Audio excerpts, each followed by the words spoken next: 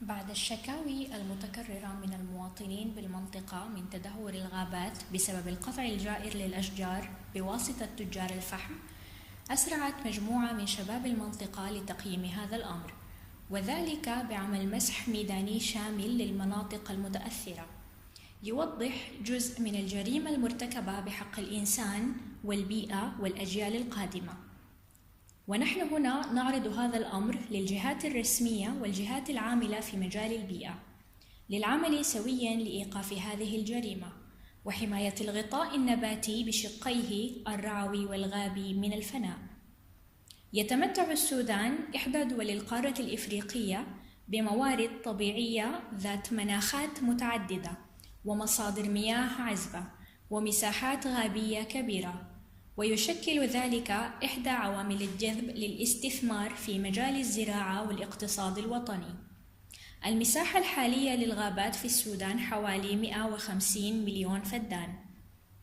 يخسر السودان سنوياً حوالي 150 مليون دولار بسبب القطع الجائر للغابات.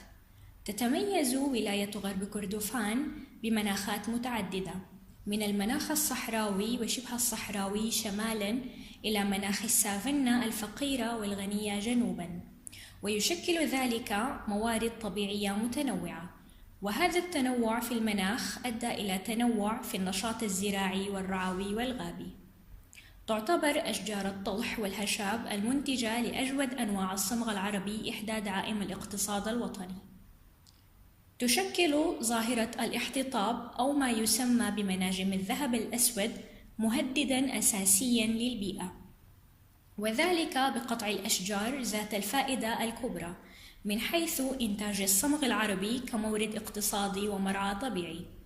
من المحميات الطبيعية المهددة بإزالة الغطاء النباتي محمية تندي الطبيعية التي تقع جنوب شرق محلية الدبب، بالإضافة للغابات بمناطق نياما، أمركاكيز، الدبكر، جميزة، الجديان، لفة الحجيرات، تبلدية، مدمرقات، وحفيرة السلك وغيرها. يعتبر القطع الجائر سبباً أساسياً في الزحف الصحراوي، مما يعمل على فقدان الحيوانات والكائنات المعتمدة على الأشجار، ويزيد من ظاهرة الاحتباس الحراري وتفاقم مشكلة التلوث الهوائي بسبب قلة انبعاث الأكسجين، كما يؤدي إلى خلل في التوازن البيئي بشكل عام.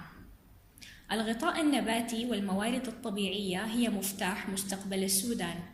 للمحافظة على ذلك لا بد من محاربة ظاهرة القطع الجائر للأشجار من خلال سن قوانين صارمة وعقوبات رادعة، وتفعيل دور المنظمات الشبابية والبيئية، ورفع الوعي بالمحافظة على البيئة وسط المجتمعات المحلية.